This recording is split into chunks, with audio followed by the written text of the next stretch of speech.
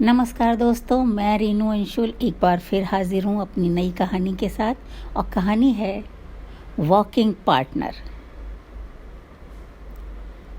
Park से बाहर निकलने ही वाली थी सुलोचना जी कि सामने से आते श्रीकांत जी को देखकर अनायास ही बोल बैठी, अरे आज आप बड़े लेट हो गए, सब खैरियत? अरे हाँ, सब ठीक है, बस देर हो ही गई आज। अचानक ऐसे पूछे जाने पर, वो भी एक लेडी के द्वारा, महिला के द्वारा, कुछ अचकचाते हुए से बोले श्रीकांत जी भी। पिछले कुछ महीनों से वो देख रहे थे इस महिला को यहाँ टहलते हुए, मगर बिल्कुल अपने अपने रास्ते, एक दूसरे से पूरी तरह अजनबियत निभाते हुए। फिर आज अचानक ये शहद भरे, अपनत्व भरे मीठे बोल, और वो भी उनकी तरफ से पहल। अचकचाना तो लाजमी था ना। यस, आई नो, कभी कभी बस देर हो ही जाती है। इस उम्र में कभी वक्त बेवक्त रात को नींद उचट जाती है, तो कभी सुबह पेट का तंग करना। आपको कैसे देर हो गई बाय द वे? पता नहीं क्यों और कैसे वो पुनः उनके साथ पार्क में भीतर आकर टहलने लगी थी। ऐसे ही जैसे बाजार में अचानक दो सहेलियां मिल जाएं और फिर बाकी की शॉपिंग बात करते हुए साथ साथ करें। अरे मेरा तो बस पेट का ही मसला रहता है, और ये प्रॉब्लम आज की नहीं, पुरानी है, समय के संग बढ़ ज़रूर गई है। 2 साल से जब से वाइफ एक्सपायर कर गई हैं, मन के साथ तन भी अस्वस्थ रहने लगा है। वह थी तो पता ही नहीं क्या क्या उपाय करती रहती थी मेरे पेट के लिए। टहलते टहलते अचानक रुक गए उनके कदम। पार्क के कोने में लगे मधुमालती और हर सिंगार के महकते फूलों लदे पेड़ों की ठंडी बयार मानो आत्मसात कर तरोताज़ा होना चाहते हों। आंखें मूंद पत्नी को साक्षात महसूस कर ठंडी सी सांस ली उन्होंने। अरे तो क्या अब अकेले रहते हैं यहाँ? कोई और नहीं घर में? वो सुलोचना जी भी साथ साथ रुक गई हैं थोड़ा। ठंडी ताज़ा हवा वो भी महसूस करने लगी हैं। है ना, बेटा है, बहू है, 2 पोतियां हैं, 9 और 7 साल की, सो तो पूरा परिवार है। लेकिन सब व्यस्त है अपने आप में ही। बेटा बहू सुबह से रात तक अपने जॉब में व्यस्त रहते हैं, और बच्चे अपनी पढ़ाई, मित्र और स्कूल की बाकी गतिविधियों में। किसी को किसी के जीवन में झांकने की ज़रूरत कहाँ। महकते पेड़ों की छाँव में रुके कदम फिर आगे बढ़ गए हैं। बहू जॉब करती है तो घर के काम वगैरह, खाना इत्यादि, एक बाई लगा रखी है सुबह 8 बजे से रात 8 बजे तक की, वही सब देखती है। कितनी बार कहा है कि साग सब्जी में मिर्च मसाले कम डाला कर, पर उसके कानों में तो जैसे जूं तक नहीं रेंगती। कभी ज़्यादा नुक्ताचीनी करो तो काम छोड़ने की धमकी दे देगी। नमक मिर्च लगाकर बहू तक पहुंचा देगी बात। बहू सीधे शब्दों में अपनी चिंता मुझसे व्यक्त कर देती है कि पापा जी जैसा भी चल रहा है चलने दीजिए ना, छोड़कर बैठ गई तो लेने के देने पड़ जाएंगे। अब बहू भी बेचारी अपनी जगह सही है, छोड़ के चली जाएगी तो मुश्किल तो हो ही जाएगी ना। वे कहना तो कुछ और चाह रहे थे, मगर यकायक उन्हें लगा कि ज़रा सी देर की मुलाकात में किसी से इतना खुलना खुलाना ठीक नहीं। तुरंत बात बदलते हुए बोले, टहलते हुए तो कई बार देखा है आपको, पर आपका नाम नहीं जानता अभी तक। वैसे आप इधर जी ब्लॉक में ही रहती हैं ना? यस, जी हाँ, you are absolutely right. G block में 55 नंबर हमारा ही है। And my name is Sulochana. अपने बेटे और बहू के साथ ही रहती हूँ मैं भी। मेरे पति भी। ओह, आई एम सो सॉरी। जीवन की सबसे दुखद विडंबना है ना, पार्टनर का साथ छोड़ के चले जाना, ख़ास तौर पर उम्र के इस पड़ाव पर। वैसे आपने खूब संभाला हुआ है खुद को। कई बार सोसाइटी के फंक्शन वगैरह में सुनी है मैंने आपकी कविताएं वगैरह, बस नाम नहीं पता था। वह भी अकेली है, ये जान परिचय गहराने का मन होने लगा। पार्क में चल रही फागुन माह की मीठी मधुर पवन तन मन को और सुहानी लगने लगी थी। आप भी तो बताइए अब अपने बारे में कुछ, कि सब मेरे बारे में ही जानिएगा। पति के जिक्र से खुद को उबारने की कोशिश की उन्होंने। अरे, हमारा तो बस नाम ही रह गया है, वरना शौक तो हमें भी बहुत थे। सीमा के साथ ही चले गए सब शौक। फिर खुद ही उसका जिक्र पीछे छोड़ते हुए बोले, श्रीकांत। श्रीकांत नाम है मेरा। आपके राइट हैंड वाले आई ब्लॉक में 20वां नंबर है मेरे फ्लैट का। इस परिचय के बाद अजनबीपन का एहसास स्वतः ही उड़नछू हो गया उनके बीच से।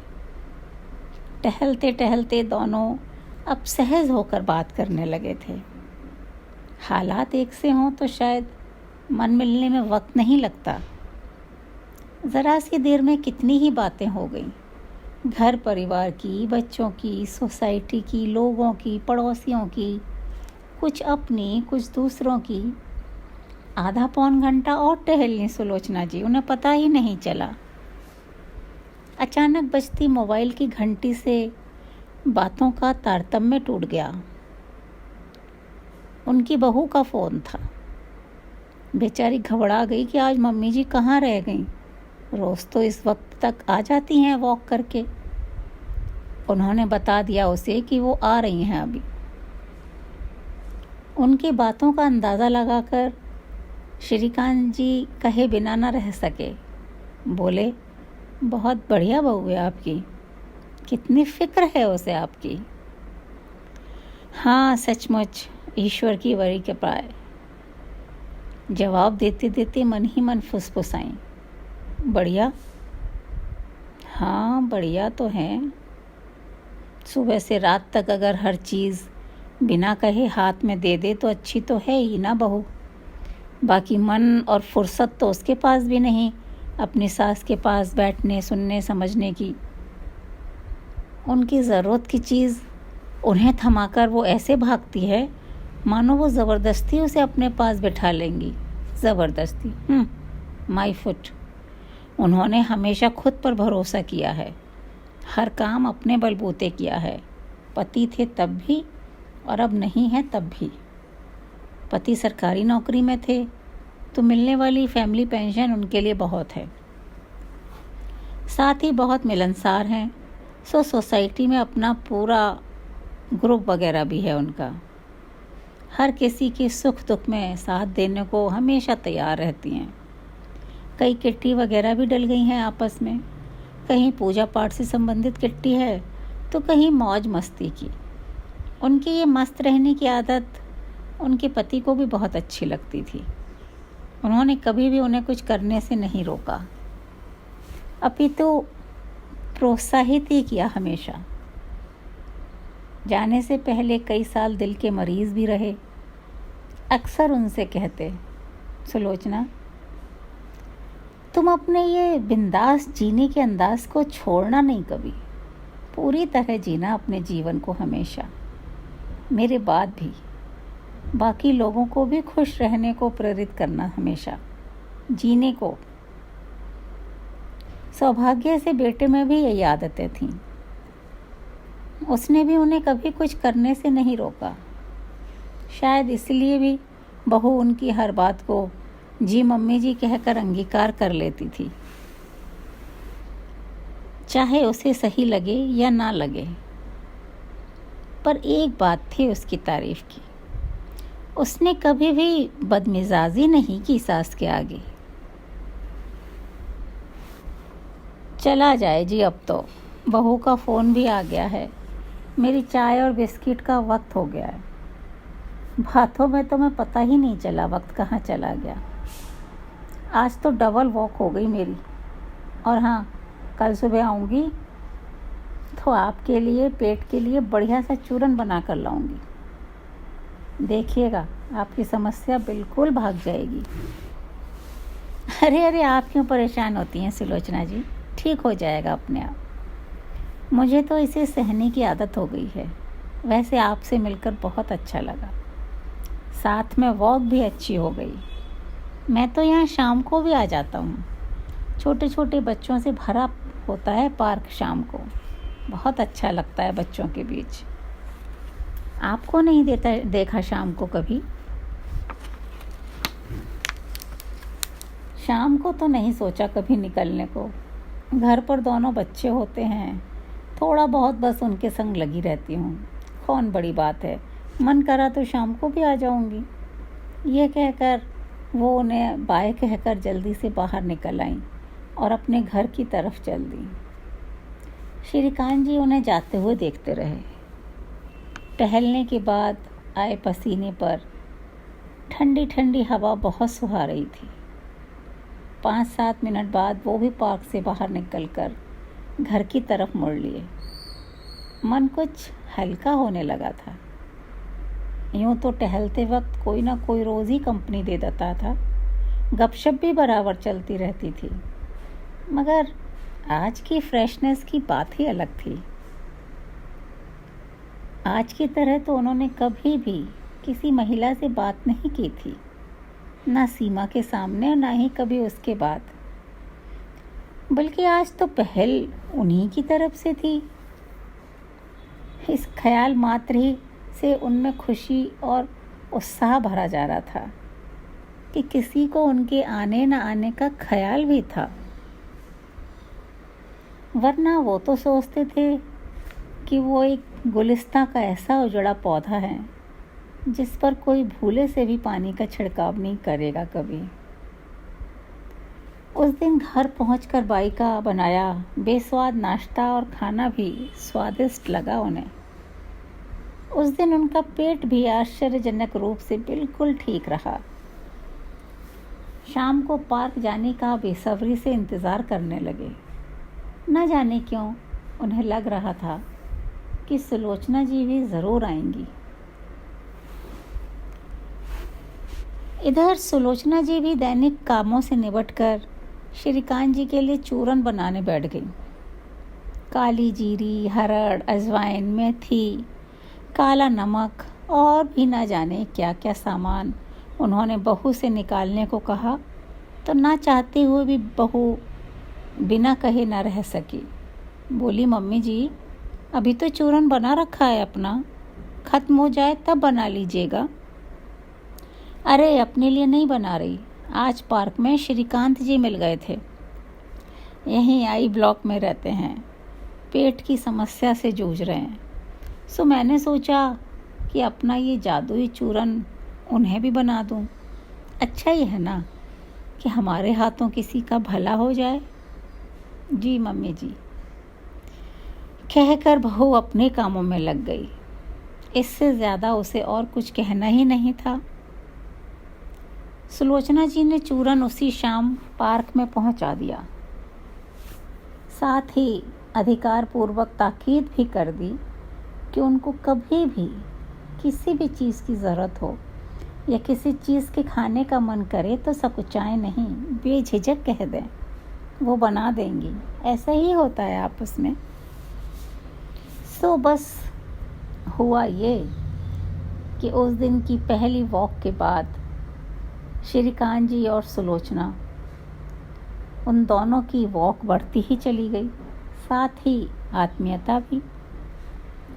वॉक की समयावधि भी बढ़ गई। फिर भी दोनों को ऐसा लगता कि कहने को कितना कुछ है। सच तो ये है कि जब आपको कोई सुनने वाला मिल जाता है, आपको समझने वाला मिल जाता है, तो बातें भी खुद ब खुद अपना दायरा बढ़ा लेती हैं।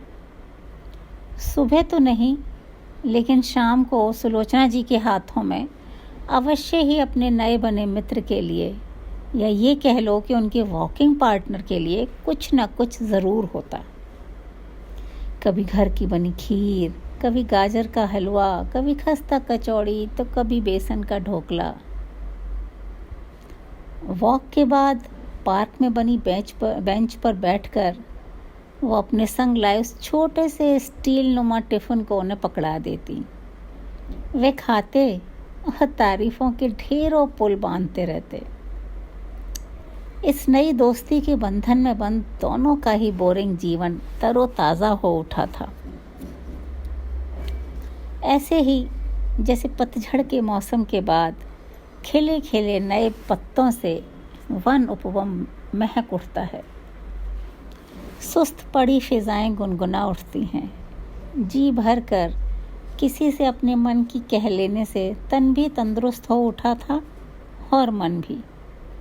श्रीकांत जी की तो नहीं, लेकिन हाँ, सुलोचना जी को तो अच्छी कंपनी थी सोसाइटी में। फिर भी इतनी मन की बात तो वो किसी से नहीं कह पाई कभी।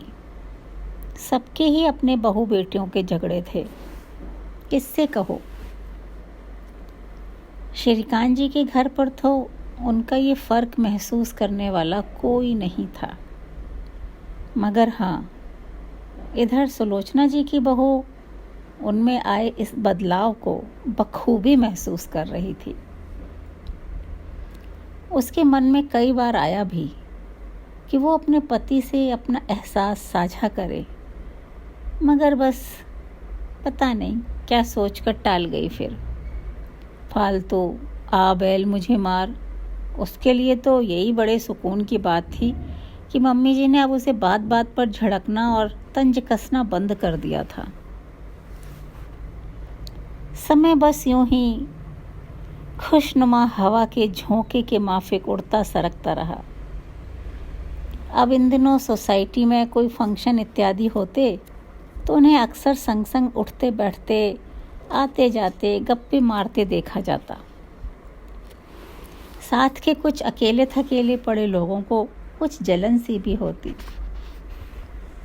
लेकिन कहीं कोई बुरा भला सोचने जैसी बात नहीं दिखती थी। यूं मन में सोचते हो तो कुछ कह नहीं सकते। या तो फिर वो 60-65 जैसी उम्र के ऐसे दौर में थे जहाँ शायद लोग इन सब बातों के झमेलों से दूर हो जाते हैं। यही कोई बात अगर छोटी उम्र के लोगों के बीच हो रही होती तो बात रातों रात जंगल में आग की तरह फैल जाती। या फिर दूसरी बात महानगर की इतनी बड़ी सोसाइटी की थी जहाँ लोगों को अपने अगल बगल तक से भी कोई सरोकार नहीं होता। सब अपनी ढपली अपने राग में लगे रहते हैं। लेकिन हाँ, घर में अगर कोई ज़रा भी नज़र रखने वाला हो तो बात देर सवेर उठ ही जाती है। ऐसा ही हुआ एक दिन सुलोचना जी के घर भी। उस दिन दोनों वॉकिंग पार्टनर का पहली बार साथ मूवी जाने का प्रोग्राम बन गया। अक्षय कुमार की कोई नई मूवी आई थी, एयरलिफ्ट, जो बहुत सुपरहिट जा रही थी। बेटा बहू भी देखाए जाके। उनका मन भी हुआ साथ जाने का, मगर झिझकवश, संकोचवश कुछ कह न सकी। साथ की किट्टी की लेडीज़ भी हो आईं, या तो अपने पतियों के साथ या फिर अपने परिवारों के साथ। तो एक शाम यूं ही बातों बातों में जिक्र हुआ मूवी का, तो श्रीकांत जी भी तैयार हो गए तुरंत। बोले, अरसा हो गया मूवी देखे। सीमा को बहुत शौक था मूवीज़ का, थिएटर का, म्यूज़िक का। पहले से पहले ही छुट्टी के पास मंगा के रखती थी। लास्ट मूवी भी अक्षय कुमार की देखी थी उसके साथ। वो थी स्पेशल 26, बहुत अच्छी थी। मुझे आज भी उसकी पूरी कहानी याद है। अब बस यादें ही तो रह गई हैं हमारी और आपकी ज़िंदगी में। कुछ कट गई हैं, कुछ कट जाएंगी। रुकता तो कुछ नहीं है किसी के जाने से, और रुकना भी नहीं चाहिए। ये समय है और इसका काम बस बहती नदी की तरह अनवरत बहना है, आगे बढ़ना है। श्रीकांत जी पुरानी यादों में खोए खोए से बोले, इत्तेफाक देखिए सुलोचना जी, आज इतने दिनों बाद भी अक्षय कुमार की मूवी जाने की ही बात हो रही है। याद तेरी आती है, बीते लम्हे सहला जाती है, हर पल मेरे पास ही, मेरे पास होने का एहसास जगा जाती है, यादें तेरी आती हैं। प्रत्युत्तर में सुलोचना जी कुछ कह नहीं पाती सिवाय खामोशी से उन्हें देखने के और अपनी यादों में खोने के। कभी कभी सचमुच ज़िंदगी कितना बड़ा छलावा लगने लगती है। कल तक कितना कुछ था और आज पैमाना बिल्कुल खाली।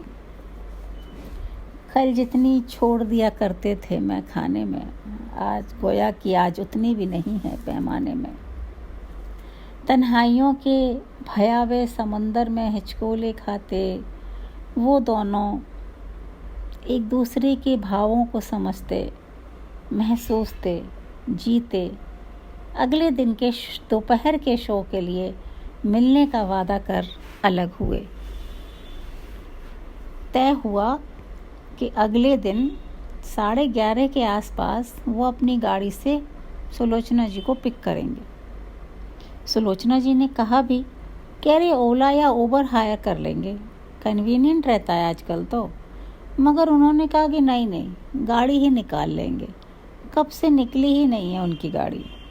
वो बहुत एक्साइटेड थे मूवी जाने को लेकर। बहुत दिनों बाद वो ढंग से तैयार हुए।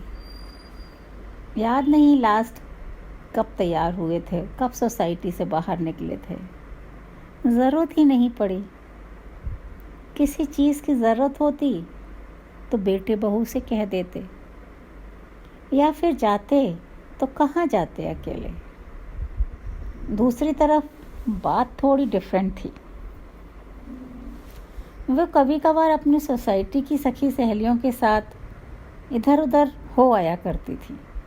फिर भी अन्य किसी के साथ, किसी मर्द के साथ, किसी पुरुष के साथ ऐसे अकेले मूवी जाने का यह उनका भी पहला मौका था। उन्होंने अपनी मनपसंद रामपुर की एप्लिक वर्क की हल्के आसमानी रंग की साड़ी पहनी। अजय को उन पर ऐसी साड़ियाँ बहुत अच्छी लगती थीं।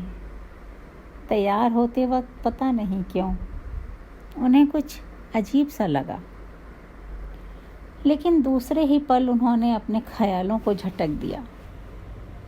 उनकी बाकी सखियों की तरह श्रीकांत जी भी उनके मित्र थे, सिर्फ और सिर्फ उनके वॉकिंग पार्टनर।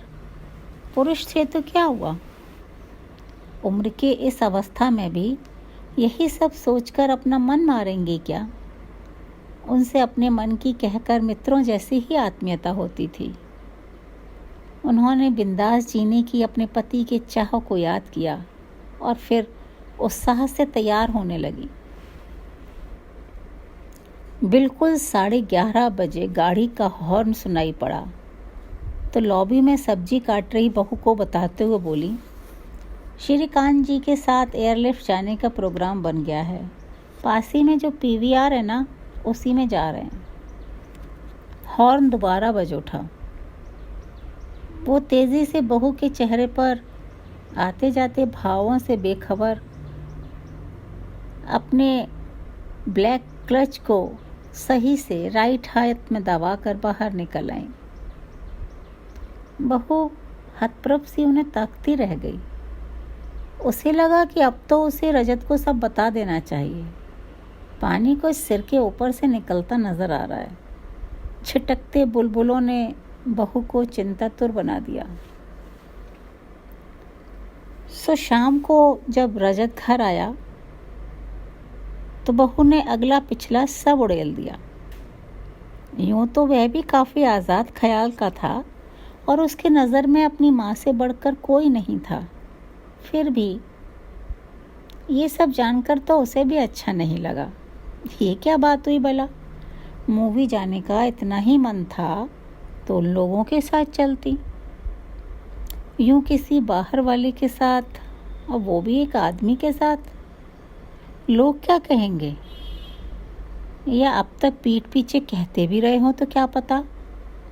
अरे साथ की महिलाओं के साथ चाहे जो करें, चाहे जहाँ जाएं, हम और हमारा समाज चाहे जितना मॉडर्न होने का ढोंग करे, लेकिन स्त्री पुरुषों के रिश्ते हर उम्र में सवालियाँ बन जाते हैं। माँ तो इतनी सुलझी हुई और समझदार हैं, तो फिर क्या उनका अकेलापन उन पर इस कदर हावी हो गया है कि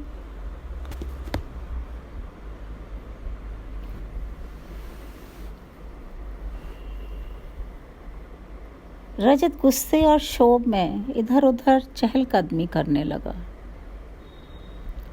उसे किसी भी तरह चैन नहीं पड़ रहा था। अब उसे माँ की चिंता होने लगी थी।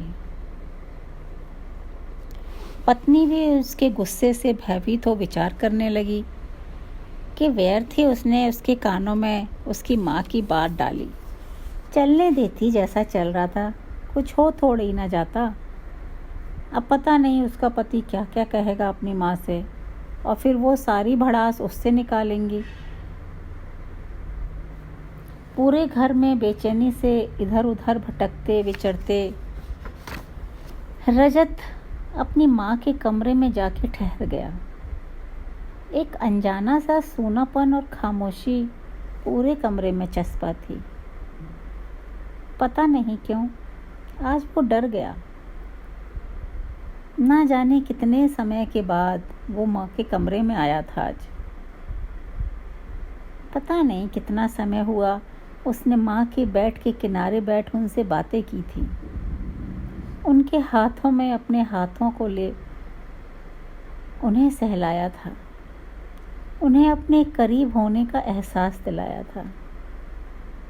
कुछ उनकी सुन के कुछ अपनी कही हो, पता नहीं कितना समय हो गया सिर्फ अपनी और सिर्फ उनकी बातें कहे सुने।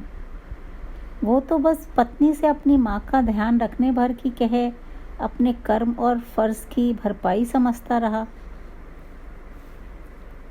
ऑफिस से घर आया तो कभी अपने कमरे में घुस गया तो कभी फाइलों में उलझा रहा, कभी बीवी की फरमाइश पर मूवी मार्केट चला गया तो कभी बच्चों के स्कूल और पढ़ाई में मगजमारी करता रहा। इस सब में माँ कहाँ थी मगर? उसे याद आया कि एक बार पापा ने उसे कोई बात समझाते हुए कहा था, बेटा, आदमी किसी चीज़ को पाने के लिए बाहर तब भागता है जब वो चीज़ उसे घर में नहीं मिलती। नज़र वॉल पर सामने टंग रही पापा की तस्वीर पर पड़ गई। उसे लगा कि हमेशा मुस्कुराने वाली पापा की छवि आज कुछ उदास है, मानो गुस्से में कुछ शिकायत सी कर रही हो उससे। बस इतना ही ध्यान रख पाए अपनी माँ का मेरे पीछे।